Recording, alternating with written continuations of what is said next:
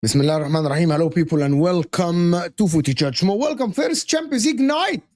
And Arsenal are starting with a bang, of course, and Spurs are winning as well. Real Madrid are the most fraudulent team in the world with that penalty. Absolutely scumbags. Real Madrid, of course. And, bro, this was one of the worst penalties I've seen in my life. Bro, and it's absolutely, it needs to be investigated. I don't know if you guys saw it or not. It needs to be investigated. I saw the penalty. It is the investigation level. The referee just, this is why I don't like this rule where they say if the ball touches your hand in the box, it's a penalty. I don't like that rule. No, it's a standing hand. No, but hear me out. No, Mo, I agree with you. Me and you are on the same page. I'm saying I don't like that rule that says as long as you're in the box and it touches your hand without putting any context. This guy did a last-ditch tackle, right? Took the ball away from Mbappe. Last-ditch tackle, took the ball away by sliding. Ball pops off and hits him on the hand while he's on the floor sliding. And the referee blew it. It's a complete robbery. But listen, Arsenal, Martinelli responds. He didn't want to celebrate because of the abuse he's getting from Arsenal fans, of course, so he didn't celebrate. Spurs get a win under Thomas Frank. 4 wins out of 5. 1 goal scored against them, if I'm not mistaken. 4 clean sheets in the first 5 games under Thomas Frank. Absolutely impressive. Arsenal are, for me, the team that is, for me, probably the favorites to win the Champions League. In my opinion, I'll explain it. Liverpool are waiting for Isak to make his debut tomorrow, which is absolutely... everyone is waiting. I'm completely waiting for this because I'm finally gonna see Wirtz playing with Isak, so I can judge him, so I can absolutely have my agenda against him if he doesn't play well. Of course, it's already an agenda. What are we doing? It's people just can judge all they want. That's fine. What do you mean? What does that mean? Wait, no, but you had Liverpool fans saying that we're waiting for Isak to play so we can see that. We can see what Wirtz will do. Yeah, I mean, like a Liverpool fan said that to me. So you need your 125 million pound striker to unlock your 110 million pound midfielder. No, I don't think it's him unlocking. But that's what I was told yesterday. So this is what we're doing. Someone put it this way. It's amazing. Yeah, because that's what I heard yesterday. I was like, hold on, we're gonna sit here and say that the reason Wirtz and Ekitike keep clashing. This is what they said. They said Ekitike drops in deep to get the ball, so he keeps sharing the same space with Wirtz. So Wirtz is not able to operate. But Isak plays off the shoulder. So once Isak starts to play, you'll see what Wirtz can do. So I said, hold on, we need to spend 400, literally almost 300 million pounds to be able to see what Wirtz can do. All right, let's wait and see. Is this like Arsenal spending nearly $1 billion to complete a jigsaw that they're still finding pieces to fix, or is this just? Yeah, no. We spent $1 billion over what, 6 years? If you do the math, that's 200 million a year. Half of this. Listen, hold on. You spent half of that in one window. You spent 450 million pounds this window, literally. Plus taxes. Add that. You're literally at $500 million. Yeah, no, you want to do this, right? Plus taxes, that's $500 million that you spent. Yeah. Literally. And you're talking about Arsenal spending $1 billion over 6 years. You spent it in one window. You broke the transfer record twice in the same window. You broke it with Wirtz, and then you broke it with Isak. And they're amazing players. Don't get me wrong. I'm not shitting on them. No, I am literally petrified that you have them in your squad. I don't like it. But you haven't seen a reason for it to. Yeah, but I I also don't like this energy that people don't have for Liverpool. When it was Declan Rice, 105 million. We've got to see what he can do. Caicedo, people shat on him from the day one. And he's justified it. Yeah. And so for me, when Wirtz comes in for 110, 116 million, and after 4 or 5 games, I'm not seeing anything. I gotta ask questions. That's all I'm doing. Yeah, do you think it's because they've won games? I think yes. I swear, yes, because they've won games. But I'm not that guy. But that's what champions do. To be fair, you don't know me yet. I'm not that guy. I am not blinded by the 12 points. I said this to Osam on MHF. I'm sorry, Lewis. I said that to Osam on MHF. I said, listen, I'm not going to be blinded by you winning the league or anything. I know that you guys won't care. If you break the record, I'm expecting off my seat moments in every game. That's what I mean. Bro, people are actually shitting on Palmer after his first season, but because he's not having a good season second season. But I'm not patting, bro. I'm not patting anyone on the back. Bro. No, I get that. And look, I'm not saying he's been, if anything, he's been average, maybe below average. Against Burnley in particular, he just didn't look up to it really. And I think this whole Ekitike doesn't compliment him sort of thing, I can see the argument to it, but at the same time, you've paid a lot of money for someone who you've brought in to be this creative dynamo at number 10, who you've expected to score goals. And in pre-season, we were seeing a lot of that because he was playing teams who weren't sitting as deep as a Burnley and teams that weren't as physically against them as an Arsenal or a Bournemouth or a Newcastle. I think Florian Wirtz is going to take time to adapt, but I also think he's someone who, when we go into the Champions League, that's going to be where we start to see the true skill set of him. That's where we're going to see a lot of him. And it's not enough to just warrant spending that amount of money for one good competition, which is the Champions League. But I do think when he's got a striker who's playing on the last man, who's playing in between the defenders in an Isak, that's when we're going to see more of his skill set that suits him. He's been brought in to play as number 10. We haven't had a natural number 10 since Coutinho, and that was 7 years ago, something like that. So it will click. I'm confident in it, but I'm not naive to the fact that he has been poor at the start of this season. But I've seen positive things from him as well. His work rate's good. His tenacity off the ball. He's committed to a tackle. He's versatile. He's able to drift left. He's able to operate out there. But it's not been anywhere near the standard that we've expected when he first came in. But I do think he will. Imagine. I want to go to the Arsenal game and split it. Imagine if Sky Sports put out a stat for Cole Palmer, right? The amount of runs into the final third, the distance covered on the pitch. People would laugh at them. Well, they would laugh at them. You would laugh at them because Saka, when he makes final entries to the final third and entries into, people make fun of that. Like, what are the outputs? Well, why do we care about the final third entries and all the stuff? Where is that? The reality is, and you are right as well about the fact that because we've won, a lot of people will sort of go, well, it's not been that bad. And like I said, I'm not excusing it. It's not like he's been to that level that we thought he was going to be. I just think that it's the first time in a long time where we've signed someone for anywhere near that amount of money.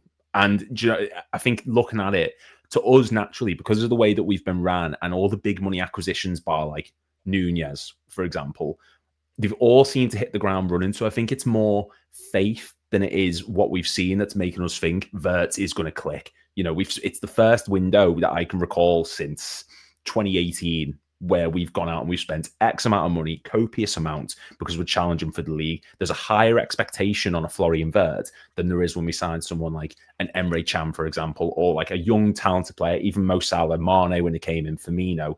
He's got a standard that he's set himself, so we expect big things from him. And because we've seen in the past how many times we've proven our signings to be shrewd and effective, we've just got a belief in us that he is going to hit the ground running. So maybe I've got rose-tinted glasses on, and I do expect to see a lot more from him.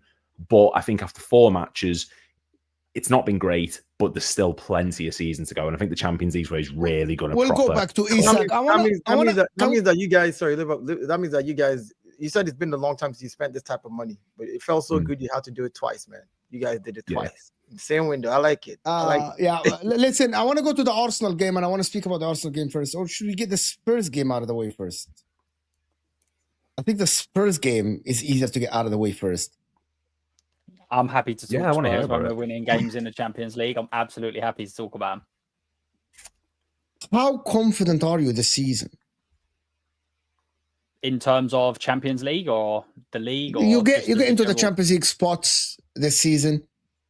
Do you think you on the football terrace? I said something, guys. Before we go on, we cannot have 400 people in the house. Help us with the algorithms, people. Hit that like button. Come on, guys. Hit that like button. Let's get to 200 likes in the next 2 minutes, guys. It helps the YouTube. It helps the channel. It tells YouTube this interaction. So hit that like button, people. Come on now. Easy peasy. We cannot have that many votes and not many likes.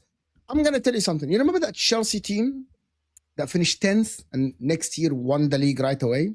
Yeah. I actually feel, I'm not saying that Spurs will win the league, but I have the feeling that Thomas Frank can actually get the potential out of the Spurs team, because you have very good center backs and very good full backs.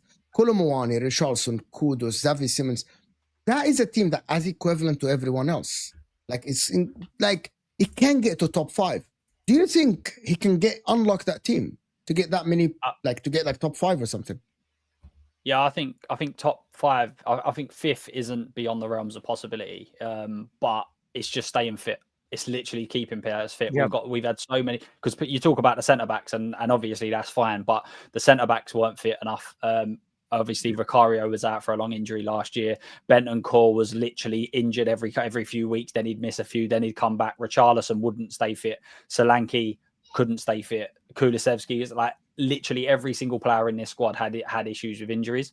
So if you keep the core base fit, then yes, definitely. We're going to be a lot more balanced in terms of, I can see us maybe not winning as many great games, but also nowhere near losing as many games in either. So I think we're a lot more solid. And obviously Frank is adaptable. He's able to move things around. He's definitely better at, if there is injuries, for instance, you'd expect him to be able to adapt much better than Ange would, for instance. My worry is just the goals. I don't. You have so many goals in this team. Simons, Kudus, Mouane. You got Solanke. You got 3 strikers. Even though I'm a rival fan, I can say this to you. Honestly speaking, let's just talk football. Tottenham look good, and you guys have a good squad. Like if I go player for player, I'm not saying your players are the best in the world or whatever, but these guys can put in the business. Kolomouani, give him a few games. Just give him a few games, and then you had Matistel. He's not the best, but he was getting back into track with things. Matistel gets injured. You have a Kolomouani coming in. You actually have Richarlison, as bad as everybody has tried to make him seem.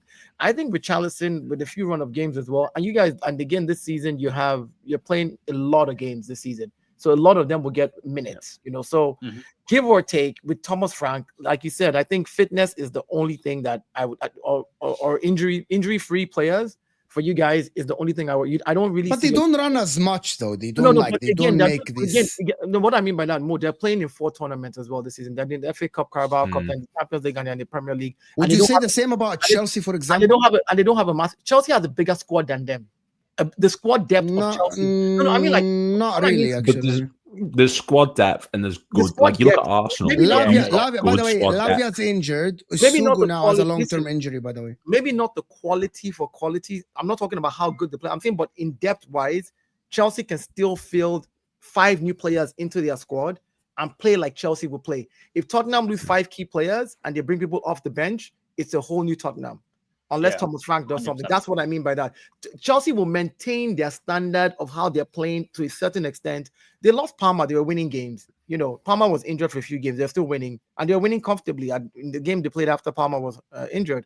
So you can tell that Chelsea can replace. But if you take out some key players in Tottenham, I think that they will struggle. So if they stay fit this season, they can do it. They can do a top 5 thing. They can do a top 5 madness. No, I agree. I disagree I with think- this. I think Spurs have What? depth. Sar, Bergwijn, Palinia, Bentancur. Because David Yeah, Simmons but can you're- play a 10. Brennan Johnson, 3 strikers. Kudus on the right. 2 left backs.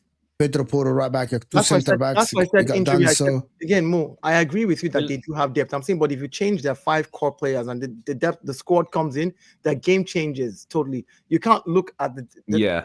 It's like if you look at if you take out Pedro Neto, right, and you put in who can go in? Estevao. You put the Estevao there. The quality, there's qualities. You understand? Like, yeah, we know one is better, but it's not. Well, look at enough. Arsenal today. Today, you take anyone off that pitch, and you've got Trossard you can bring on. You've got Martinelli. You've got that's Erdegaard. You've got what I- all these players. Arsenal have the deepest squad. I know, but that's what I mean. That's That's what I mean by yeah. Tottenham. That's what I'm saying. They do have a squad, but my thing is they have a very good first 11. If their very good first 11 gets any major injuries to their spine, if Cuti Romero gets injured, Van der Ven, these are very key players for them. I saw Udogie today. Udogie came on the pitch today, and I was like, where has this guy been? Udogie was looking good, last until his injury. So these are the issues that I think Tottenham might face. But fingers crossed, their players don't get injured. I think they can do a madness. Fullback's the big one. We've only got 3 fullbacks, and as you said, we're playing in 4 competitions. So I've literally said on every single Spurs stream, I expect a fullback to be brought off every single game for the other one, because we have to just keep rotating. Does Frank shoot a fullback's like a big part of the way that Frank wants his Tottenham team to play? It depends. He's basically had a different sort of system in every single game. Obviously, we played PSG, then it was Burnley at home. So I feel like everywhere is quite pivotal in his system in terms of they all have got set roles in what they need to be doing, what he wants them doing. But also, he's so adaptable to what other managers are doing, what other teams are doing. You might find that on one game, so for instance, in pre-season, quite often, he would play a centre-back or he'd play a fullback as being a third centre-back.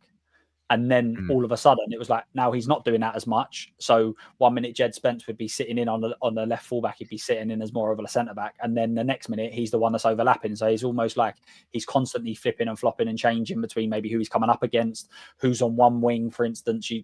Every single club has one winger where you kind of like, he's the main guy. So it really does depend. But I just think from the amount of games that are going to be played, to only have 3 fullbacks, Pedro Porro played every game. You do have Archie Gray who can play a fullback as well. So you do have. That's the midfielder though, bad trade. Yeah, he's not. But he can play. He plays. Kevin Danso can play as a right back as well. But that's again, you completely would you've got Pedro Porro who is an attacking fullback who you're trying to get up the pitch, and then you've got Danso playing. So I think that Frank will be able to adapt to that. Definitely, he's capable of doing that as a manager. But you're then going Danso, right? So you put Danso there, right? Well, if you got an injury to a centre half, now what are you doing? Like, we defensively is where we're kind of like, if there's a couple of injuries, we're really struggling. And if we keep doing this Saturday, Tuesday, which I think for the next 3 weeks we are doing, all of a sudden it starts going, hang on a minute, we've already had to make some changes today. So you're in that same position we were in 2020, where as soon as Van Dijk got injured, everything just fell apart around him. Where like you're still in the same place. If Van Dijk gets injured, now you're finished. That's what I mean. But that's what I'm saying. Like, we've got a lack of depth at centre back. But Tottenham, whereas like I said, you look at Arsenal, you look at Chelsea, City, you've got players who come out and you've got players who can come in. Whereas Tottenham, if they lose like one of their big key players, like you were saying before, it's a massive detriment for them. So like I said, they're in a lot of competitions this season. Are we fooled? Do you think we are fooled by Chelsea? Pato looks okay. Reece James and Malo Gusto both are class. Centre backs, iffy. Nsugu is injured now, so Caicedo's out. Lavia's injured as well. You have no DM basically in the team. Cole Palmer out. The creativity is like Enzo Fernandez has to come up clutch. The left winger with Garnacho and Gittins, both are not good enough. Right winger, I have to give it to them.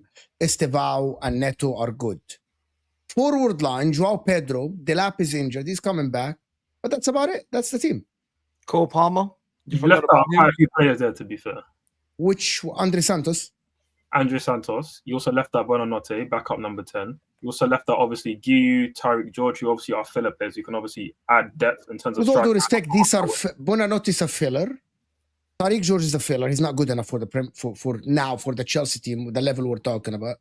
Buonanotte is not good enough for that level. Disagree, but that's fine. You can have that opinion. Really? Again.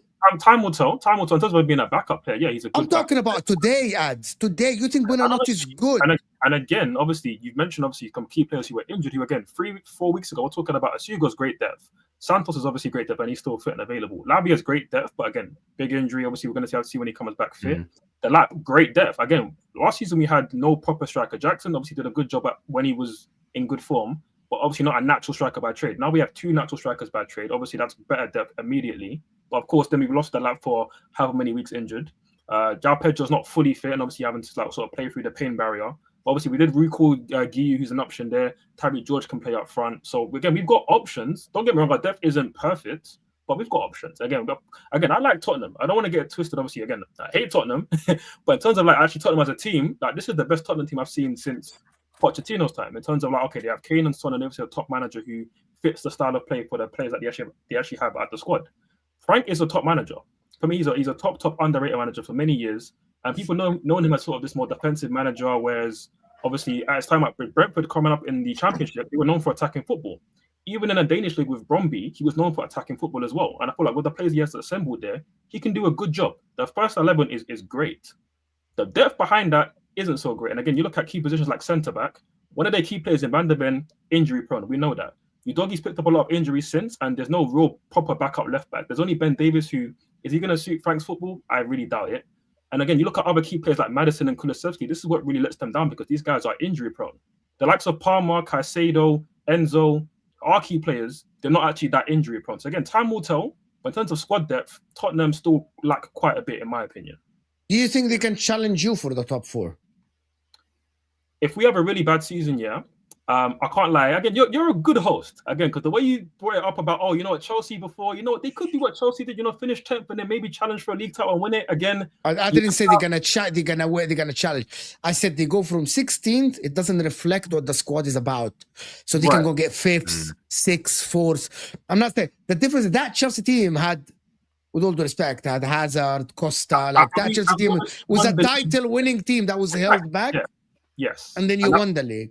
I'm glad you added that caveat because, again, that's a great caveat to add. Obviously, yes, I appreciate that you're not saying Tottenham could win the league. Obviously, we made that jump because obviously our level was 0% chance. Yes, obviously our level was clearly above that. And obviously, we showed that in the league's other side of obviously finishing 10th.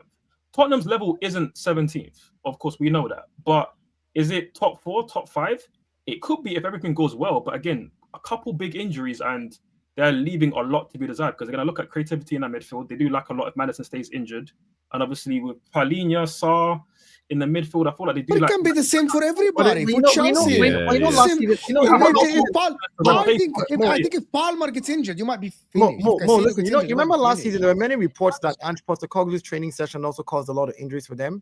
For a lot of the players, people talked about this a lot. Now, with a new manager, maybe they would not have as many injuries because maybe his own way of training and his own way of doing things might be a different style. Again, you see players who under one manager, they're in and out, and then under another manager, they're just steady eddies and they're just doing what they need to do. They're not getting injured. So, I mean, you're right. Time will tell, but I do think that if their first 11 is fit, remember at the beginning of the season, Mo, during all the transfers, when we're talking, as soon as the season started, I said one of my dark horses is either Manchester United or Tottenham to make top 5. As much as I don't want to say it for Tottenham, United are finished as a football club.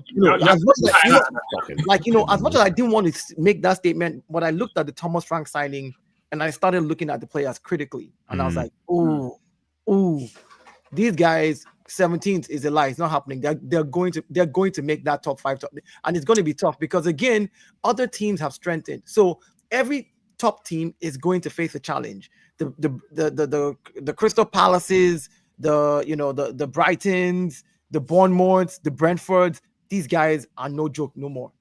They're no joke. Yeah, but I think that a lot of these clubs that we're talking about, they're going to play European football for either the first time they've done it or for a first time in a long time. Yeah. And I think that's a big problem for teams. I think it's going to be a big problem. I think that same middle problem for Chelsea.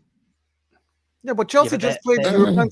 They played the conference last season. Yeah, you can't And compare us Spurs with played. Bayern, Spurs Villa. played the tougher Europa. Spurs played Europa League, a tougher No, I competition. agree. I agree. What I'm saying is that they both played in volume number of games last season. So this idea that Chelsea might struggle with volume is not true. They went on to go and play the Club World Cup right after that again, and then came back to preseason and then started the season. So my point is, Chelsea have gotten the players they have outside maybe the new ones that they've added already used to playing volume number of games. So Tottenham, same thing. They played Europa last season. They played Carabao. They played FA. They played Premier League. So they're also used to it. So I don't think either of those teams will have a problem with playing volume number of games. It's just keeping them fit. Of course, you can rotate because you can't have a player playing 3 games a week. You need to definitely rotate, give them rest. Otherwise, you're just going to run them into the ground. So, yeah. I'm the only one here on the panel that actually now with Chelsea's injuries think that the depth for Spurs is better. I think the left wing is a massive problem as well. Yeah. But where do you have Chelsea finishing then? If you feel like our depth is I actually think that you keep your starting 11. I think you should challenge, but I don't think you might challenge. Obviously, our depth is looking obviously because of injuries. So you have a first because of the injuries that you have now. Because when Levi Colwill went out, I think that is probably 30 to 40% of your strength in the defensive line. Currently, Cole Palmer is the catalyst of the team. The left winger, Gittins have let me down massively, to be honest. I thought he's better than this. Let you down? It's been 2 starts. I mean, he's been poor, but again, 2 starts. He's been poor. I thought he's going to be better than this. Two games. Are we writing off players after 2 games? I didn't write him off. I said he let me down in the first 2 games. But being let down after 2 games is quite a big statement to make. Again, I hear it. He's been poor, but again, new to the league, I get it. I'm going to give him time to obviously bed into the league, and he's been poor, but it's 2 games. To be let down after 2 games is quite. And also, you signed Garnacho, which is, I think.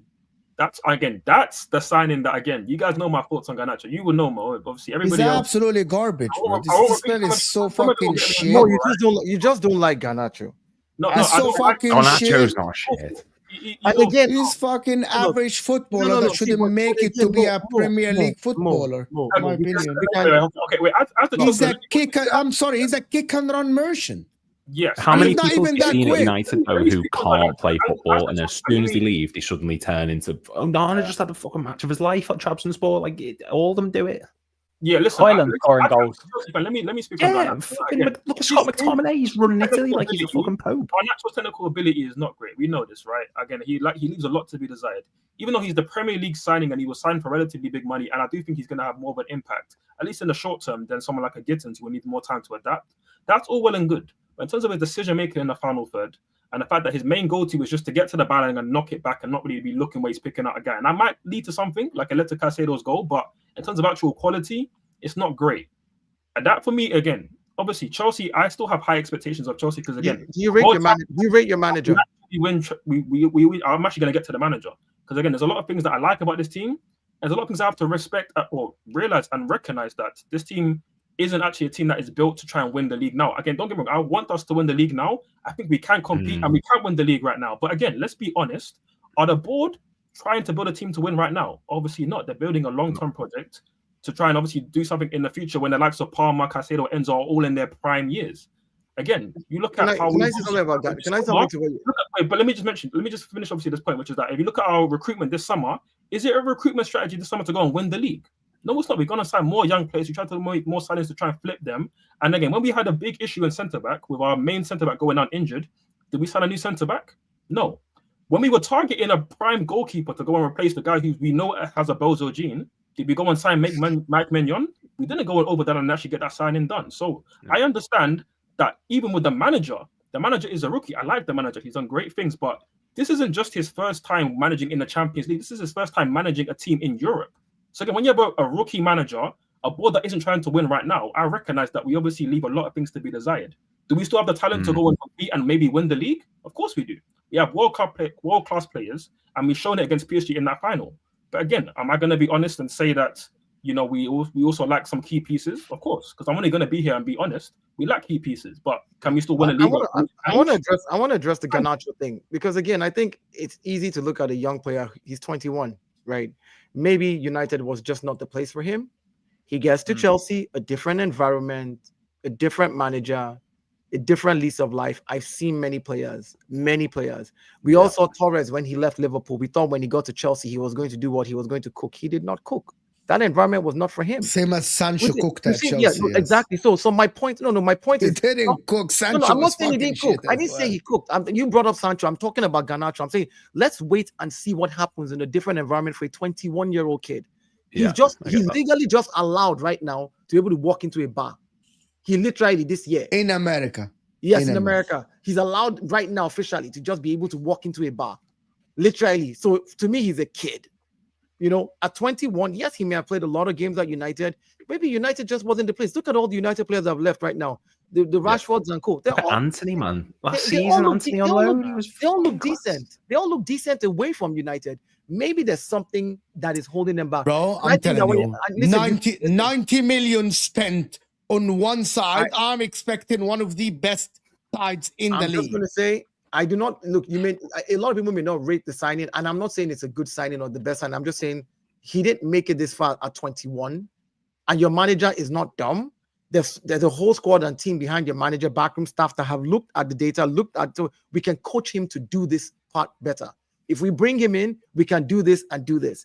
We've seen that happen. We saw it when Pep was bringing in players and Mikel was his assistant. The players that you did not think could do certain things, they coached into them. We've seen these things happen. And again, remember, the data approach though, Chelsea. Just to end this, Maresca is from the same school and the same cloth like Pep. We know who's signing these players. You're saying it's the manager. Is it? Because you can't spend that amount of money and have Robert Sanchez as your goalkeeper. It's not the manager. You cannot do it. It's the ownership. Can't do it. Yeah. Like you look at the left wing. You mentioned it earlier. Pedro Neto's started the season as their left winger. They signed 2 other left wingers this summer. Who sat there and gone, let's drop, even if there's some players where you go, do you know what, we just got to take the chance now because we ain't going to get it again.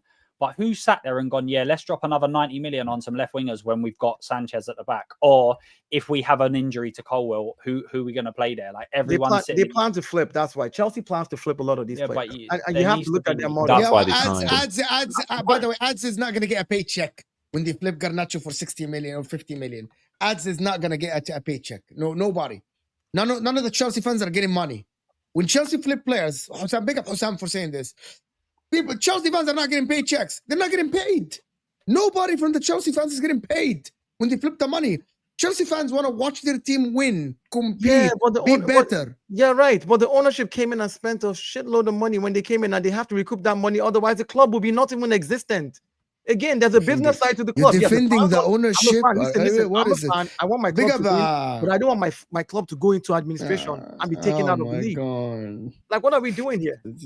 It's defending the ownership. Which are big up people that join from Joe's. They're defending the ownership. They're Dio.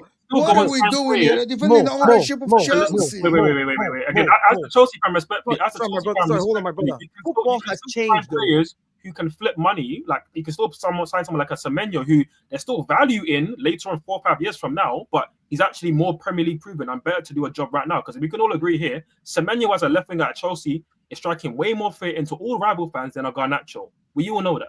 And again, look at Mascara, who Arsenal signed, who again, my boy, again, not myself personally, but my boy was saying, oh, this guy is cold. All the Liga fans are raving about this guy. If he comes to Chelsea, he will be a good sign. I was like, okay, let me watch this guy. Again, I've already seen from clips from last season, and this guy already at Arsenal, he's looking like the real deal. And not only just in terms of what he's been doing, but look at his skill set. He suits playing in a high line and defending 1v1.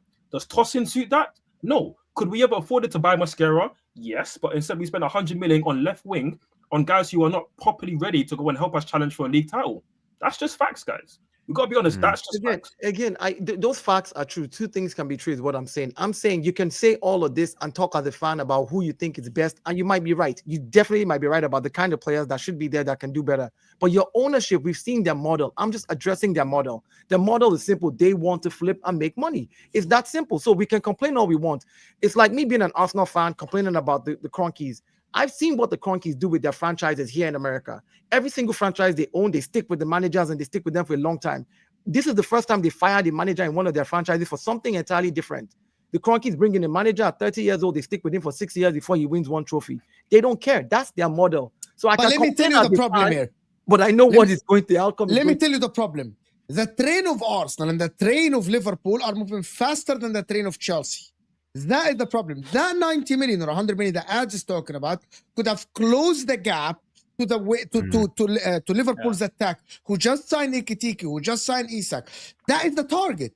At a football club, the target is to close the gap. That 90 million could have brought, as Ad said, a Semenyo and a guy that is for 25 million. And instead of one for 50, one for 40, they could have signed Eze. They could have signed. There are plenty of players out there that they could have signed, right? That will bridge the gap between them. But Chelsea, because I do shows with David, I do shows with Don, I do shows with Ads, Critic, Couch, all of them, right? All what they're talking about is that we'll be fine. We are going to compete in 2 years.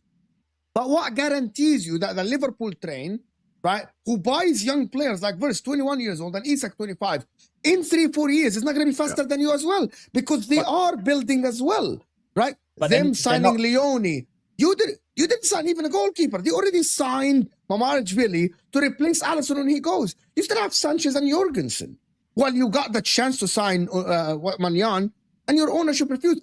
That is my problem. When Chelsea fans tell me we're going to be fine, define fine. Why do you think the ownership refused more? Because of the money. Because Manyan is older and there is no value in resale value at all. They cannot recoup the money. My point about this is that I'm old enough, right? I saw fucking Chelsea be the most successful team in England for the last 20 years. Bar Man City later in the last 2 years when they won a treble and stuff. Chelsea used to be the team that reached a Champions League semi-final, win leagues, challenge, invest money, get the best managers, flip managers to win titles. I am used to Chelsea under Abramovich winning, not be okay.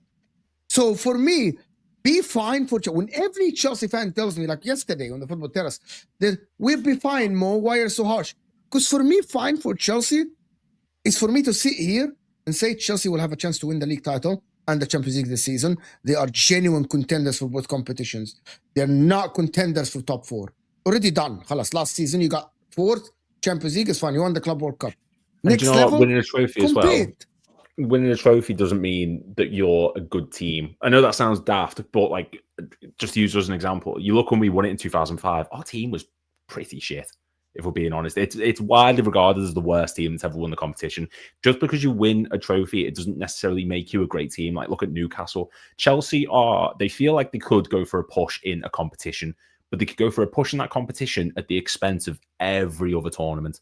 Like, if they went, right, forget the Premier League, let's just go for the Champions League, they could probably go far in it. And all this talk of, and I'm not completely criticizing Chelsea, by the way, it's just my opinion on it. You go, oh, well, 2-3 years down the line, we're going to be competing. How long has Todd Bowley been in charge of Chelsea for now? 2-3 years? And we're in the same position now as they were back then, just with a couple little tweaks here and there, Cole Palmer, and they've won a trophy. It's still not showing signs of progressing like it used to for Chelsea, and I think that would be my main worry. But I don't know if that is a worry. Yeah, but it's a new ownership again. This is not Abramovich, and I think most people got spoiled by Roman Abramovich. That's what happened to Chelsea. They got spoiled by it. Roman Abramovich came in and changed the way people spent money in football, and football has changed these days. You know, back in the day, the transfer landscape has changed massively. Yeah. Roman Abramovich came and he literally sugar daddy Chelsea fans and made them feel like this is exactly how things are going to be. But then when you get a new ownership that has a new style of management and want to run a different way, we call it a problem. I don't think it's a problem. I think Chelsea's ownership, they're a venture capitalist company, they're smart guys. They know exactly what they're doing about the money side, which I think they have to care about the fans and care about winning. I don't think that has dawned on them yet, that they bought a club that was used to winning and that they cannot spend all this time trying to waste it to start winning in the future. The fans won't wait for that. That's what they need to understand. But I think if you look at their model, that's what they're going for. They're looking for the flip model. Yeah, you mentioned it earlier. Can I get Ads' take, Chelsea fan? Again, there's ways. Again, I agree. Like, that's clearly the model, and that's why I said at the beginning of my point on the Chelsea topic. Like, again, we have a rookie manager and we have a board who are obviously trying to sort of build something for the future. So I recognize that model. That's fine. You can have that model, but you can still make better signings in the short term, which are still profitable. Again, Mosquera in a few years is still going to be able to flip that signing. Semenyo, you can still flip him in a few years if you really need to, or keep his value high. We're like, okay, why would we want to actually flip him when he's actually one of the best wingers in the league? Again, we don't need to flip Palmer. we've obviously already recouped our investment on him. We can go and flip him for 150 million. Yeah, cool, but we want to keep him because he's one of the best. He's the best number 10 in the world for me. So like again, I can go through the rest of the players in the team as well. So again, we have the players there, we have the core there. Again, a couple decent pieces here and there, and that's a team that can compete with Liverpool and Arsenal and maybe City to win the league. We've left ourselves short, in my opinion, in the window, and I feel like it's fair for Chelsea fans to recognize and say that, yeah, you can want to flip money, and that's cool, but how about actually optimizing an opportunity to go and win the big trophies? Because again, we showed a glimpse of that in the Club World Cup. Again, we are world champions, and even if people like Mo want to say, oh, it wasn't a proper tournament, blah, blah, blah, we still beat the best team in the world, 3-0 in a final, and we show that we can beat anybody in the world. So again, you can flip money, and that's cool, but you can also optimize as well as trying to also build a... Let's talk about the game tomorrow. Sorry, let's talk about the game tomorrow and the Champions League. What are the Chelsea chances of winning the Champions League? They're decent. Anytime Chelsea's in a competition, you can win the trophy. It's very simple. Again, we've shown it in the Club World Cup, and I think we're going to have a good chance of showing it again tomorrow against Bayern Munich. Again, I feel like it's a good matchup for us. We can go there and win, so I'm confident. Confident? Yeah. Anybody see Chelsea winning tomorrow? But to be fair, I think Chelsea in Europe, there is always that sort of chance. I do think Bayern will win, but I can understand completely that Chelsea, as much as people like to take the piss and be like, oh, you know, they weren't anything until Abramovich came in, they have got that European lineage to them. They can go to pretty much any team and they can get a result. So I wouldn't completely put it out the realms of possibility that they could do something, because they are a good cup team. Even in like the Tuchel's, like, you know, they reached 2 finals in that season. After that, they've won the Conference League. They've still reached League Cup finals. They are still good in these competitions, and I think that this is really where, on a European stage, a lot of these players are going to want to prove themselves. It's a lot of their first time in Champions League, so they could go to Bayern and they could realistically do something special.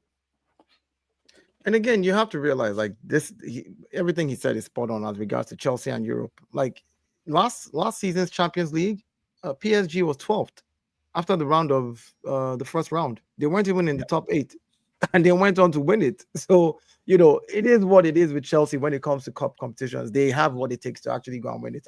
I don't put it past them. I think it's when it gets to the end of the season. Like, let's just use Liverpool as an example. Liverpool have spent this. Let's say that Arsenal are the ones that take the league, or Liverpool are the ones that take the league, and they've had such a good run, and Arsenal then go into February and they're 20 points off or something crazy like that. Then you go, do you know what? Let's spin this off. Let's not worry about it. Exactly what Tottenham done. Tottenham finished 17th because they didn't field the first 11 in the Premier League for the last 6, 7, 8 weeks, because they was like, right, we're all in now. We're all in. So, and I always use City and Arsenal as City and Liverpool as the example. During their dominance, City were winning so many leagues, and Liverpool still had that European heritage, that if you said to them both at the start of the season, you said to Liverpool, you ain't winning the Europa League. You're not winning Europe. You're not going to go very far, but you'll win a Premier League. And City, you can win the European League, but you're not going to compete in the Premier League. Then they both would have gone, yeah, all right, we'll take that, just because of what heritage they've got. And I think that's also part of it. If Chelsea are in a situation where they've everyone's sort of struggling, Newcastle, obviously with Isak, we're not sure what's going to happen. Villa seem to be really struggling. Say Spurs go for a bad blip, and Chelsea have kind of wrapped up 4th by January, but they're nowhere near the top of the league, then they could just go all in. Their reserve team will probably 100%. Win few games in the Premier League. They're not exactly going to lose week after week. So I think that's also a part of it when it gets to the end of the season, where everybody's at. Mm-hmm. Fonzie here is saying 25 football, 75 sales profit with Chelsea fans. Actually, ads said the other way around. But that's how the board see it, which is again the point. The board see it pretty much like that, which is obviously the issue why we're not up.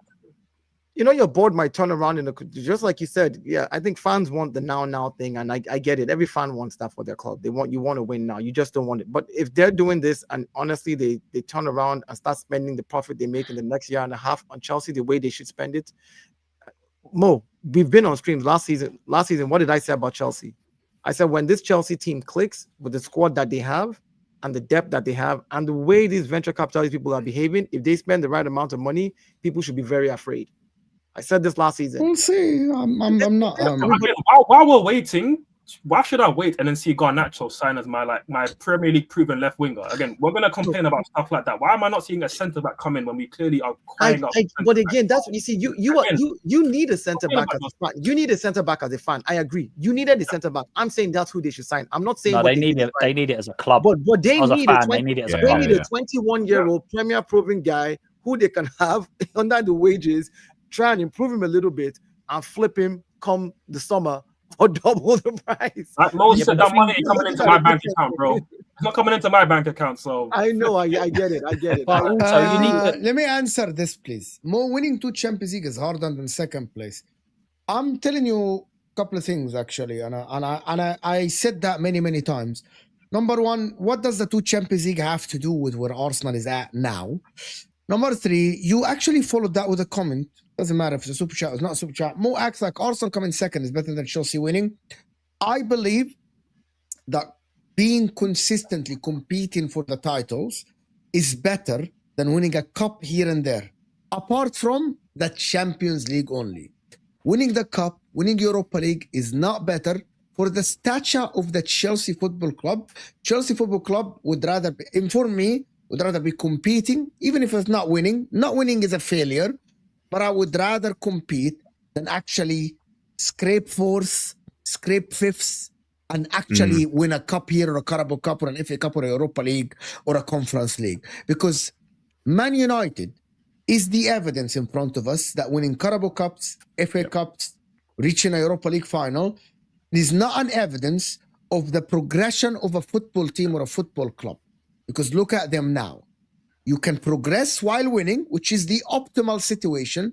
But if you choose one or the other, I would rather compete for the leagues and reach a semi-final of the Champions League than be in the Conference League or the Europa League and win them and come 5th or 4th. That is my opinion on it. And I hold that for my club as well. By the way, that's why I said it depends. If you want to compete, consider yourself like a Crystal Palace, like a Brighton, and brag about winning the Carabao Cup or the FA Cup while not competing, while not be up there with the best of the best in the world, it is up to you. This is how you hold your club. This is how you see your football club. I see Chelsea as a big club that should, the name, and I said that many times, the Chelsea name should always be mentioned on Champions League contention and title contention. Not cup contentions, not Carabao Cup and FA Cup contentions. That is below them because they already won 2 Champions Leagues, 2 Europa Leagues, a Club World Cup. They won 6 league titles. They had the best of the best in the world with the Drogbas, the Essians, the Makaleli. You're past the Crystal Palace situation. Maybe that will you understand my point, JJ, now. But I think part of it, of Chelsea, obviously, it's a great example because, everyone associates them with winning because of what's happened recently. But there are some clubs that they just need to get over the line because if you offered some clubs second place for the next 10 years, they won't take it because they need to like for Spurs are a prime example. When I said to you about winning the Europa League was such a massive thing because it just gets that issue off the back, getting to finals and losing. There'd been so many semi-finals, so many finals and losing. Every time we come onto panel debates like this, it's just, you've not won a title in 17 years. Just go and sit in the corner and can I give you an example? I'm going to have ads respond to this. I say on many shows, the reason why I don't consider Man United a big team anymore, they're a big club with revenue and fan base. The only team out of the top 6 that their name is not mentioned in contention to the big 2 competitions, which is your league title in your country, wherever your country is at, and the Champions League, since 2012 with Man United. Since they won a league title, their name is not even mentioned next to they have a chance of winning the champs, or they have a chance of winning the league. 0 times. It's 2025. So it will be 14 years since their name is mentioned to the big trophies. They did, to be fair, they did the season where they re-signed Ronaldo. There were a few mumblings of people going, yeah, this is it. It was all until October. Yeah. The most point, obviously, the reason why Tottenham are in that because they actually reached the Champions League final. Again, even though that wasn't their best season, they actually did reach it. So I hear most point, and obviously the real answer is both things can be right. You absolutely are true that obviously consistency shows that you're actually there because whether we win a banter Arsenal or not, they actually are there. They can compete and they can win the Premier League. They can win the Champions League. They've won nothing, but at least they're there and they can compete. But again, to obviously the Tottenham fans' point, it is true that you sometimes need to get that monkey off your back. You do actually need to win trophies because, again, winning trophies breeds success. Again, we see a lot of the most successful teams, it happens after winning something. Again, we see a lot of teams that they compete and they do well, but they don't actually win anything. And then they fade away, and then they don't actually become a top team. And of course, in the case of Tottenham, having now won a trophy, they've attracted a better manager. They've attracted some good players. Again, kudos. Could walk into pretty much any top 6 team. That's a top player. Maybe he wouldn't have joined if they didn't win a trophy. So again, that's why winning trophies is very important too. That can't be neglected in any way. But what you just said about the Champions League final, that's actually one of Spurs' biggest banter eras. Because if you actually look over a 2-year period, when it was Leicester and Chelsea that won a league, we conceded the least goals, we scored the most goals, we got the most points over 2 seasons and didn't win anything. So everyone was going, that's even more Spursy than anything else. You had your best, most successful period, still didn't win anything, were the best team in the league and still didn't do nothing. So sometimes it's literally, even if you just scab your way to a Europa League final, win that can be the benchmark to go, okay, let's now pressure on, let's now go and do things. You know what I mean? So I think it depends on where the club's at. I agree, Chelsea should never be in Conference League situations. They should never be in them conversations whatsoever. But sometimes, depending on where the club's coming from, where they've been, how long they've been out of it, then it can be a benchmark to say, oh, we can get over the line. Let's go again now. So, I mean, at the end of the day, I think just things have changed from when Here comes an accountant Dio to defend the ownership. No, not accountant issue. I'm just saying, like, if trophies are the benchmark of everything, then people like Aston Villa and what's their name again, Nottingham Forest, who have won the Champions League, should be in and about it every year competing. It's like, you know what I'm saying? Like, they've won it like the 40s or 50s though. That's different. No, but he still does it. Okay, so here's how I'm going to break that argument. Hold on. Let me break that argument for you. When you talk about Real Madrid, you guys talk about how they have 15. Did they win all 15 in the last 15 years, or they won it years ago? You count all the ones Real Madrid won in the past. Yeah, but Real Madrid are always the name mentioned. Hold on. And then when we talk about Aston Villa's own from, but that was in the 40s. It's always good. You try to date the other ones, but when you mention Madrid, when you mention Barcelona, when you mention Liverpool, and you mention when they won it, it's like, oh, they've won 6. But that's heritage. Yeah, but Madrid have won 15 and loads of years ago, but they're still. No, but you don't know, guys. The difference in English teams, that's why everyone else, there will always be Barcelona and Real Madrid mentioned to league titles. Bayern Munich will always be mentioned to league titles. Inter, AC Milan, Juventus will always be mentioned in Italy, right? In England, you can be Man United. Genuinely, you could be fucking Man United, where you're literally the clowns of the league. People only watch your games when you lose. And I said that yesterday. If Man United win against Brighton, no one talking about it. Who gives a fuck? Yeah. Nobody cares. They're not relevant in England because there are many teams and football. Listen, I swear to God, excuse my ignorance. When I started watching the Premier League, I didn't know that there's a team called Man City. I swear to God. Right, that is early 2000s. I didn't know because is that Robinho, isn't it? Are you doing your Robinho impression? That's what that was way, and I'm talking way before Robinho. Before he was signing for Chelsea. I'm talking way before Robinho. Right? Look at Man City now. I'm walking in the streets in Egypt. I'm walking in the streets in Texas. I went to New York. I will tell you this. I see kids coming out of the mosques wearing shirts of Man City, Aguero, David Silva, Yaya Toure. I see kids wearing that. You never imagine that. In Egypt, there were more kids, because I was watching a training session for kids in Egypt, more kids wearing Man City than Man United. If you told any Man United fan this 15, 20 years ago, they tell you you're fucking deluded. Football has changed. Football has changed, man. It's changed. And that's why you can't. That's why you can't be. What we're saying about Chelsea waiting 3-4 years. I've been wrong on it. I'm not I'll hold my hands up. But Newcastle winning that title, I thought that the whole Premier League is now just on notice because they've got so much money. All they're going to need to do is click a couple of fingers, sign a couple of players, and all of a sudden they just go up and up and up. And once they get to the top, no one's getting anywhere near them. We think City are a machine. Wait till but Newcastle obviously lost Isak and everything else. But that is how quickly things can change in a 5-year period. You can go from expecting this to go in there. But going on to Chelsea, I think Chelsea's gripe is not with how much is spent, not with how much is sold, none of that. It's that when you spend that amount of money and you've still got Sanchez and you've still got the defense that they've got, they're sitting there going, I don't, it doesn't That's make what any Ads is sense. saying. That's what Ads is saying. But that's what I'm saying.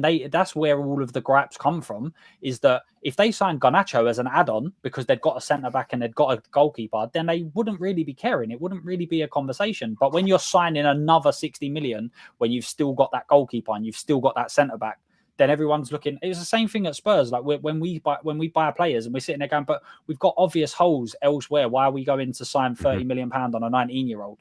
Like we've got obvious holes that we need to plug. Why are we doing that? So I wanna move on from this to Arsenal, since we're talking about Arsenal and the Champions League. Impressive win in the Champions League.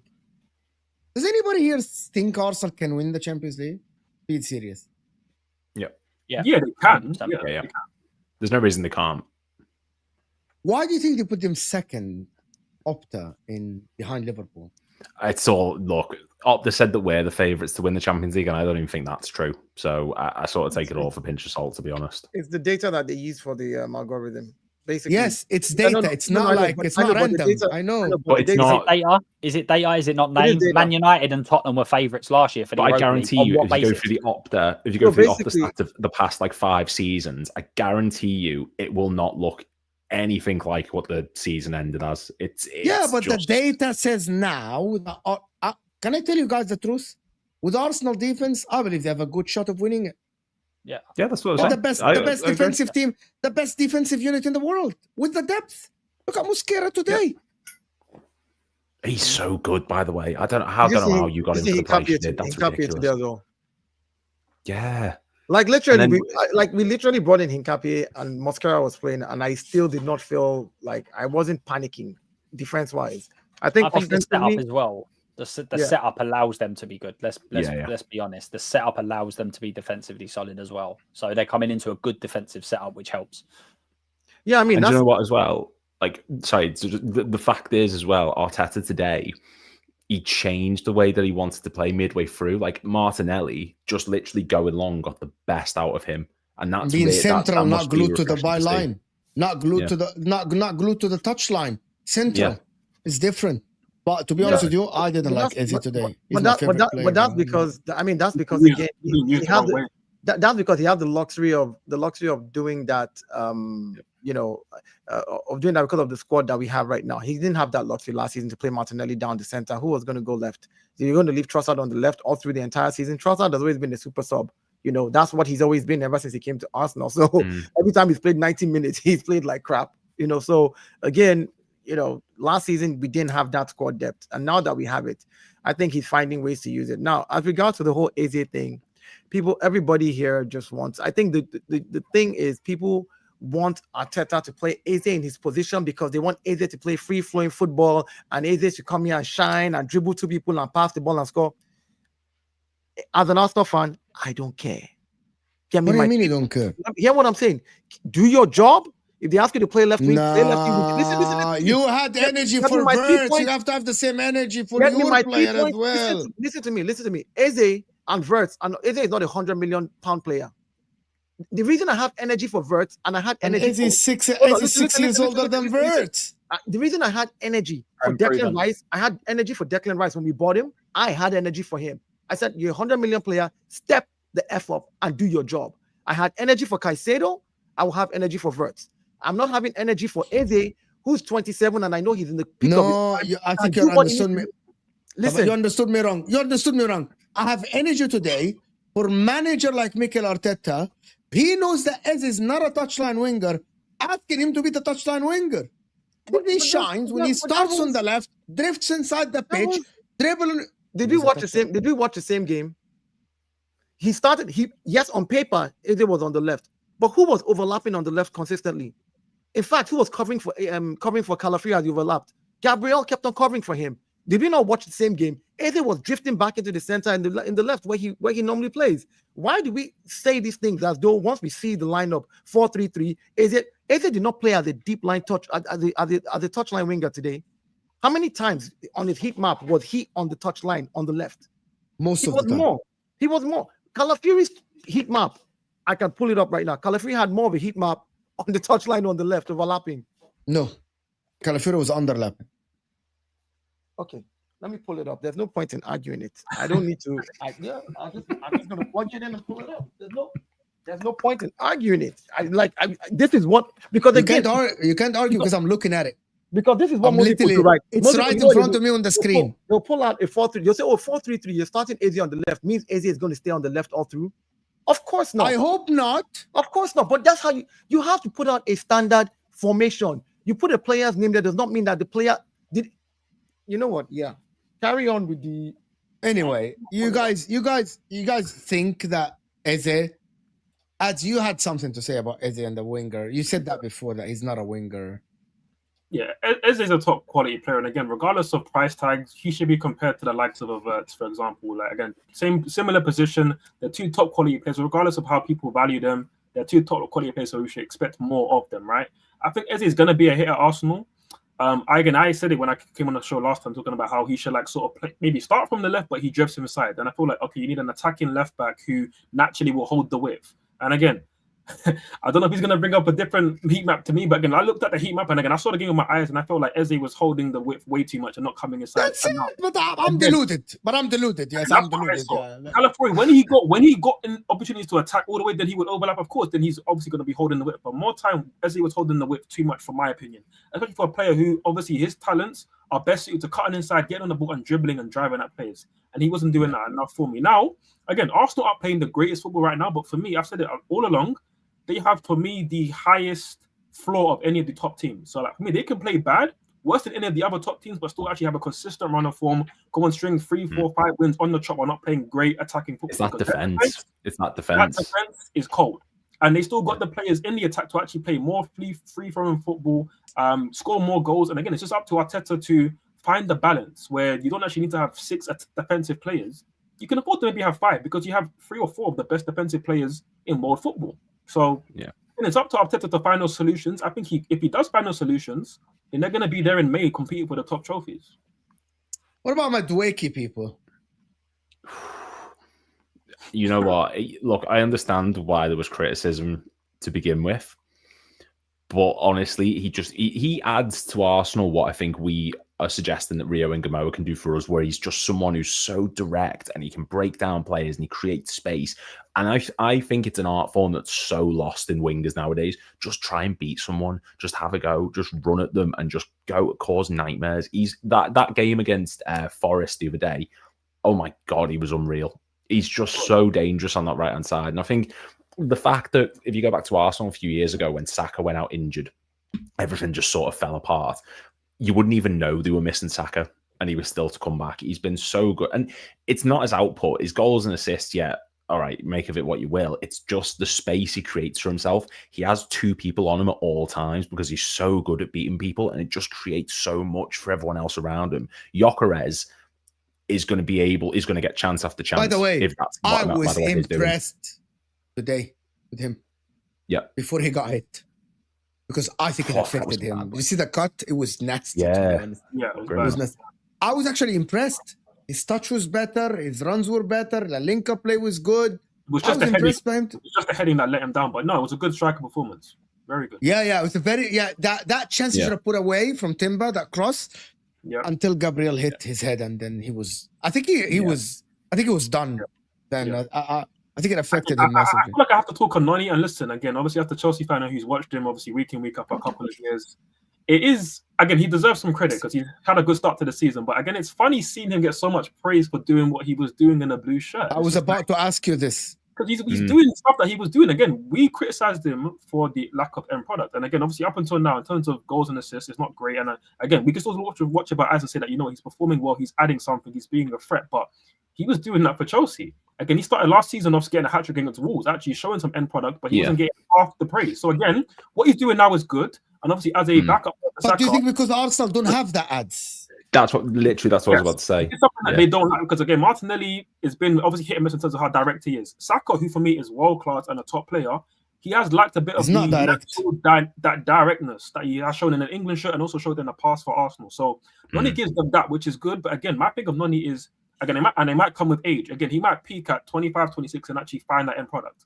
But until then, he's going to be a threat. He's going to go past wingers. He's going to go past fullbacks, win them a lot of corners, which again for Arsenal. these corners are serious, bro. But again, he's gonna do that for Arsenal. But again, the end product that still remains to be seen. But again, obviously, what he's doing now for a backup player is good. But people are doing a bit too much. Yeah, but Chelsea fans didn't like that Gary Neville praised him. You know why people are doing too much? You know why people are doing too much? I'll tell you why people are doing too much. Because everybody shat on him when we bought him. Yeah. That's the problem.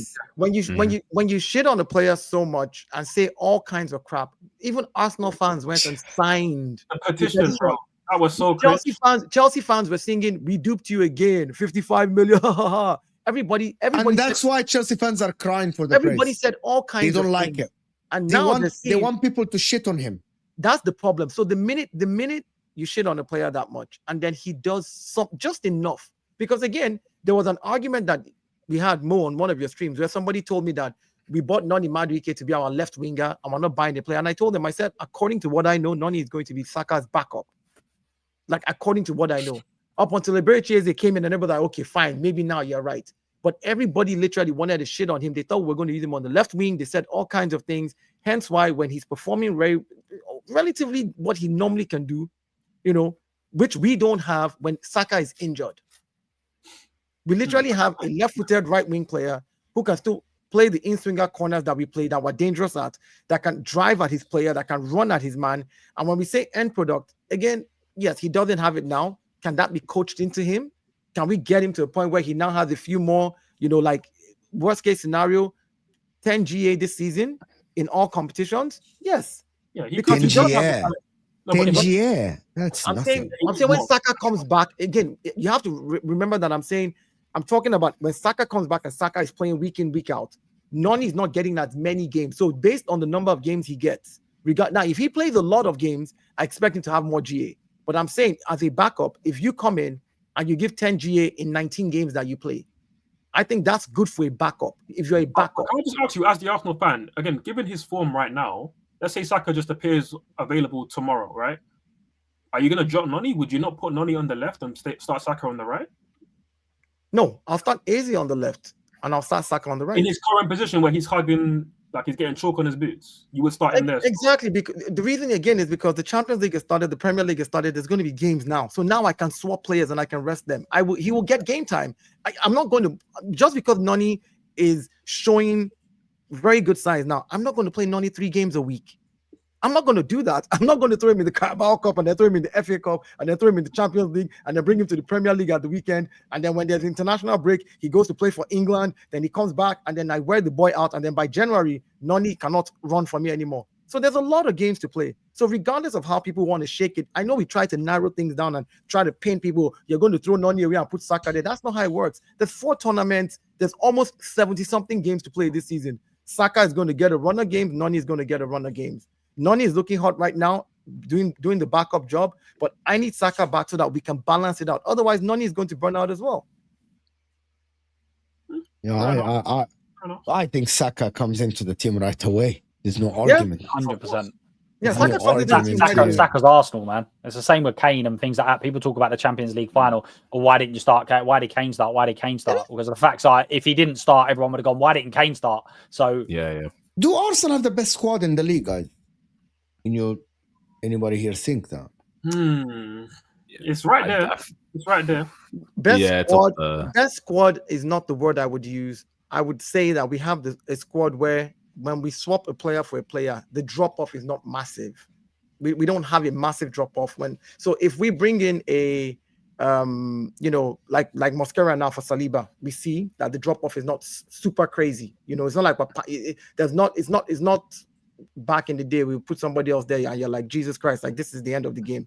We're going to Flamini is coming on. Yeah. And so if you take out a Calafria and put in Lewis Skelly, you're not panicking per se. If you take out a Timber and put in a so Arsenal have the best squad in terms of competing on every front. Yeah, the levels like that.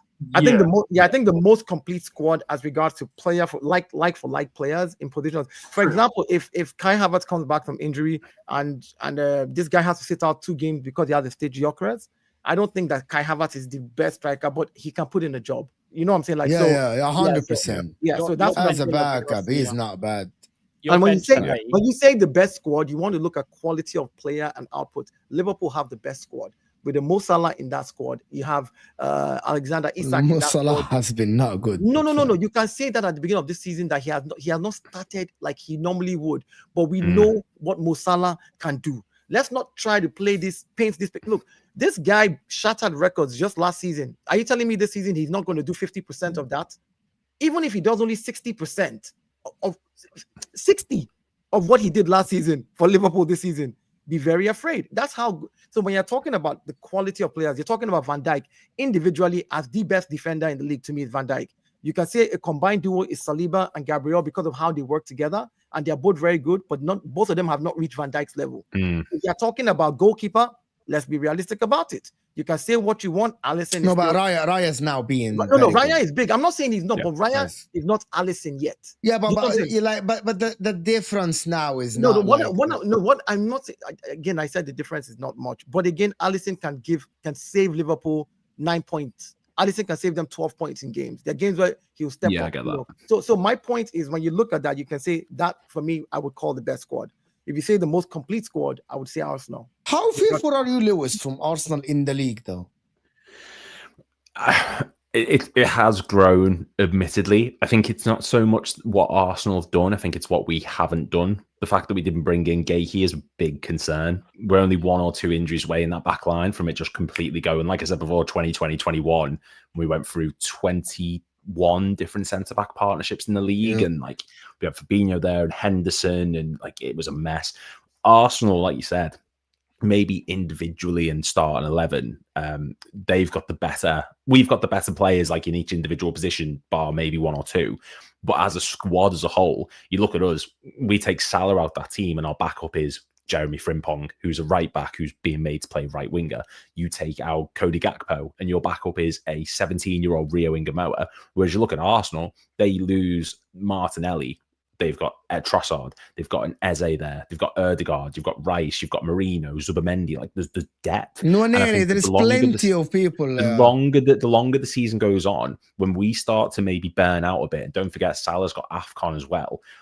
Arsenal have so much depth that they can just recover from that, and they can still push and they can still rotate. Whereas we will not be privileged with that, and we saw that last season. We burnt out towards the end, and we'd won the league, but some of the performances we scraped through towards the we didn't play good at points last season, and it is a bit of a concern of how much options. Salah is going to go to AFCON.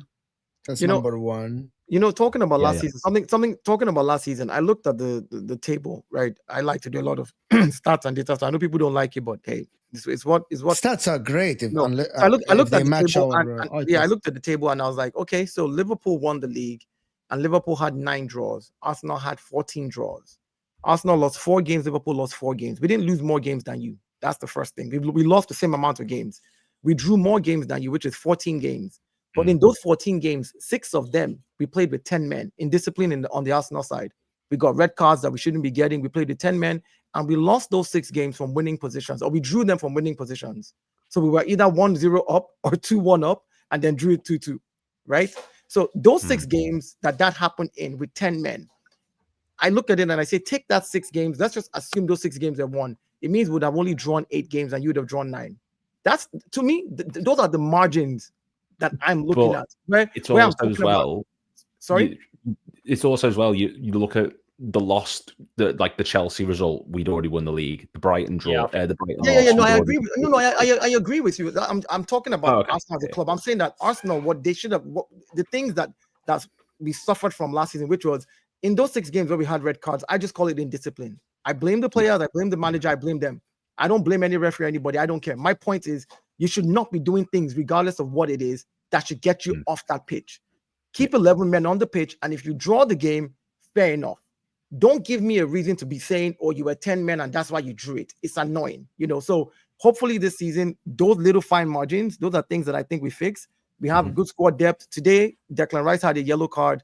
I'm sure the bench was like, we can put somebody else in immediately. Like there's Norgard on the bench. He can come in and play defensive. So again, that's a good thing that I think we have. So yeah. Pick up the people that joined us from KMAC. Hit that like button, people. I just want to say something. So Arsenal this season must win the league, even though Liverpool added Isak, Wirtz, Ekitike, all this stuff, right? Like it doesn't matter. So Yeah, I'm going to put pressure on him. Yeah. Are you asking me? I'm not scared. No. yeah. Lewis. Oh no, I'm just going to say this: we're winning the league. You can clip it all you want. We are winning the league. We don't have an option this season. That's what has to happen. You for Arsenal, it is now or never. Yeah, like that's to be honest, last season, I think this showed where they sort of were at this point, where the fact that Arteta, like you talked about before, Mo, about how finishing second, like season after season, is a good thing. Arsenal did it for 3 seasons in a row. Finishing second is finished. But what I'm saying is they finished second for 3 seasons in a row. And then when City dropped off, it should have been their time to jump in, their time to win it. In his first season with Slot, with only making 1 signing in Chiesa, he's come in and won the league. There's no excuse for that from an Arsenal perspective. So now that they've had an even stronger window, you can see that there's still weaknesses in our squad. Arsenal's main default this season should be win the league. You can't say second is good enough for them, because, and it's not me digging them out, but the money they've spent, the position they've been in, the development they've made, you can see the signs of progression. But if you don't go on to win the league, it's like when Wenger was finished top 4 season after season after season after season, but he never won the thing. It's all well and good saying, well, he finished in Champions League spots every season, but if you don't win it, what's the point? Fair enough. I hear you. To be honest, but Arsenal spend that money to be there. I still can't believe that Arsenal will win the league. I think they can. I don't think they will win it. I think Liverpool will win the league with Alexander Isak, unless there is an injury for Liverpool. I just have that feeling that Liverpool are going to be stronger than Arsenal this season with Alexander Isak. Oh, I think we'll win it. I'm not going to say we're not. Unless you get an injury, I just think that you will win it. Like this season, you have so much firepower up front. I just think it's Van Dijk. I think if they it's not Van Dijk. I think it's the Isak. If Van Dijk stays fit, if Van Dijk gets injured, I think they finish third. Actually, yeah, but that's what I mean. If it's a long term, I think because only what you're saying about depth, I actually think if you don't have Van Dijk for 1 or 2 games, I don't think it's a massive issue. But if you don't have him for 3, 4, like you're bringing in like Joe Gomez, who I think coming in for 1 game can do a job 100%, but can he do it for 3, 4, 5, 6 games? That's where I think the struggle will be. No.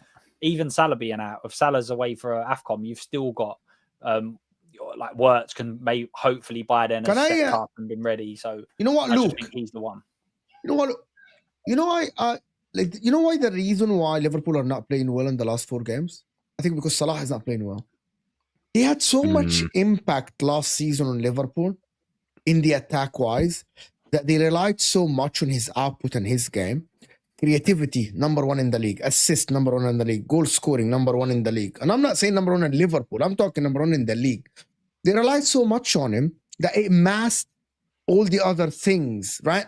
He actually was the catalyst of this team. And because he's not playing well now, I think that's why we look at this and we're like, you don't look great. Yeah, you don't look the best. I think it's also the changes that they've made to the squad. I think introducing 2 new fullbacks changes your dynamics of playing. I think a few things. Salah again, the new fullback. Are you overlapping me? Are you underlapping me? We're getting used to ourselves. I think introducing new people to the squad is what made Liverpool look the way they look, and yet they're still racking up the points. This is why. But I think Isak comes in, Dio, just changes everything. And again, lads, I know you have to go. Go ahead, lads. Okay, go on. In a bit, guys. Love. Yeah. I actually think that Liverpool, like with Isak, it's gonna be like it's been a lot of change. It's been we've finally got an out and out number 10, and we haven't had that for a long time. So the system's adapting around him. Both our fullbacks have changed. Obviously, the Jota situation, whether you think that factors into Salah or not, I don't know. But it's clear, like after that first game against Bournemouth, you could see how much it has affected them a bit emotionally. There's a lot of different things going on behind the scenes, a lot of things going on the pitch. And I just think people expecting, if it was just down to, well, you've signed this player, it should click. Chelsea would be winning the league by a canter. United have been doing it when they signed Paul Pogba in the past and Falcao and all these great players. Just because you sign people doesn't mean it's just immediately going to gel. So it's going to take time. There's been a lot of different changes. We can't rely on Salah and Van Dijk forever. And I do think there's been one eye on the next 2 years need to be used for what the contingency plan is for when they move on, because they probably are going to move on in 2 years. again, that's exactly why they've made No them excuses. You broke the record twice. No, but I'm I think not making that's why- excuses. That's Far why from them it. players have come in. No, because not gonna gel time. No, I'm sorry. with But Salah, if it was down to you've spent the most money, you've broke the record twice. Like I said, Chelsea would be storming the league. City would, like United, And they should. all these clubs. They That's why should, but I'm they putting haven't. pressure. Yeah, But well, don't that's you why they think- criticized. Right. don't you think with Salah, like obviously I don't watch Salah every single game, but the games that I see Salah wins games on moments. Like I don't watch many games. Like he'll walk away and he scored 2 and got 2 assists. And I'm like, he literally was decisive in them 4 moments. But the rest of the time, the fullback it was just going backwards or whatever. It was literally just a case. I'm not trying to say he's not a good player or anything like that. But it was almost like Liverpool are going, these numbers will dry up eventually. They just will dry up. So we now there's no point waiting for Salah to then go like what Tottenham done with Son. Let's not wait until the numbers drop to where Salah gets 12 this season. Let's get it in now where we know he's still going to deliver 18, 20 this season, but we'll have someone else who will do the extra 5 or 6. And then by the time he drops to 12, we've got someone else who's got 20 like Isak. So I think that's part of it. I think you're anticipating Salah will go on a decline. I can't imagine him keep getting better and better. So he declined slightly, but we've compensated that with other stuff. And also it might be that actually you're adding a little bit more dynamism, for instance, because Jota was a finisher, absolute finisher. But did people run in behind enough? Ekitike is going to bring that. So I think that you're trying to change the dynamic of the squad and make it a little bit more, I don't know, maybe a bit more versatile to play against other teams. Do you know what I mean? Because I think that's I agree. Let's address this reason. Everybody's giving Liverpool reasons, even me, when we say, oh, they have new players, they're embedding players, they changed a lot of their squad, the squad is changing. Even I think I heard your manager say something about that as well, like, oh, I've got some new people. I heard Liverpool manager say that. Nobody's according the same thing to other teams who also brought in new players. For example, we played over the weekend with 5 new players in our squad that were not there last season. Doesn't matter. You're Arsenal. You haven't won the league in 6 years. Stop. Who were the 5 though? Doesn't matter. You haven't won the league. Who were the 5? Mascara, Noni Madueke, Eze. Premier League experience. No. I'm saying, but they're 5 again. I'm saying we are according Liverpool the accordance that Liverpool's players need to gel, regardless of wherever they come from, Premier League or not. But we're saying, hey, okay, should we say Wirtz is 116 million? We're saying give him time to gel. We're saying give Isak. Let Isak tomorrow, everybody's debut, everybody's waiting. Is Isak not prime experience? No, but we're giving him time to gel. I'm saying, but nobody's according that to other teams. When other teams are saying, oh, it's Liverpool, you have to give them time. Listen, again, that's my point, though, Mo. But they didn't sign no one last year as well. I think that needs to be factored in. Yeah, listen, last year is gone. You won the league without signing nobody. Now you spend 450 million pounds. You sign people. You're accorded the right to try to blend your team, but you don't accord that right to every other team. Then it's not an even playing field when the conversation is hard. That's what I'm saying. You have to give them time. They gave them 30 years. You have to give them time. But we're only saying about this because the thing is, people are saying, oh, well, give them time. Don't do that to other teams, blah, blah, blah. But yet, even though we haven't been playing well, we're still winning matches. So us saying they need time to bed in, a lot of them have. Kirkes, for the Burnley game, take away the yellow card, he good up until that point. Against Arsenal, I thought he was like top quality what he did with Madueke. Some of them are fitting in better than others. Ekitike was brilliant at the start, faded off the last 2 games. It's them fitting in is to do with when we get to our peak, when we start playing the way that everyone expects. Even if some of them are taking longer to gel in, we're still picking up results and we're still picking up wins. Yeah, Man City were picking up results last season as well, but they kind of fell off. Because again, look at Ekitike. Ekitike, I think for me, has hit the ground running. Like I think that guy hit the ground running. So there's no, he needs time or this person needs time. I just think that every team in the Premier League right now, it's game week 4 going to game week 5, has not reached their optimum yet. So when are we judging teams? Game week 10? No, we're judging them now. I'm just saying that I'm judging them now, but I'm just saying that I also put a context that I know you've not reached your optimum. So I'm judging you based on what you're achieving when you have not reached your optimum. So Liverpool is doing a good job right now. They've not reached their optimum, but they're picking up points. I can't judge Liverpool until I see Isak start week in, week out. To be honest with you, because I think the effect of it, I'm going to tell you. won the league because in the 2019. sorry, can I add this? Can I add this, Lewis?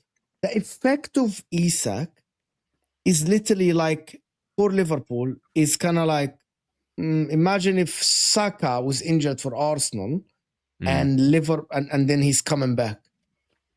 That is the effect. When I'm watching the same heat map, he starts from the left. Where's the touch line there? I want you to show me the touch line. This is the touch line is right there. No, hold on. I'm about to do you strong 10. Do you strong 10. Hold on. It's coming. There we go. We'll continue with the Liverpool and then we do this. We moved past this, Dio. So, You're like, you hold some grudges and it's ridiculous, Yeah, Dio. We're talking Liverpool now. It's ridiculous, Dio. This is where Martinelli always used to drive at. You see this? This right here is where Martinelli used to drive at. Very similar to Eze. No? Well, this is where Martinelli occupies. Martinelli occupies this all the time and tries to come in here and cut back. That's what Martinelli is doing. Eze, look at his strongest heat map here. Look at his strongest heat map. This is his strongest heat on map. the touch line. On what touch line? Yeah, my friend? It's my friend? Paint. No, it's not. It's just a tablet. I'm just Can we go back? Okay, Dio, can we go back to the Liverpool talk? Yeah, continue with Liverpool. Yeah, sorry. Come on. That's why, Dio. Jeez. I don't think that I can judge Liverpool until I see Alexander Isak start week in, week out. Yeah. That's how massive it is. It's the same if Rodri going to Real Madrid, for example. Yeah. I'm not going to judge that midfield until I see Rodri play for Real Madrid. You know, they have someone that is a game changer by himself. He can win the games by himself, Alexander Isak. That's why I can't judge them. I need to wait. Right? Yeah, I need to wait to see. So I can't. That's why I'm judging what I've seen in the 4 games. Not great, not amazing. I'm waiting to see how Isak gets in this team. I'm judging him from minute 1 he plays. Yeah. 35 GA minimum this season. This is it for the money you spent. Yeah.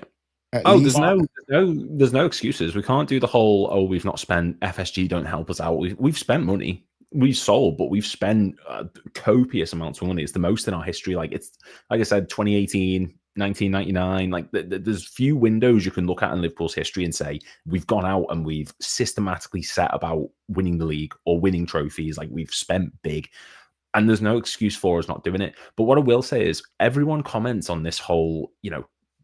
People say champions win these type of matches. Liverpool have scored more goals and won more matches from the 85th minute because of goals.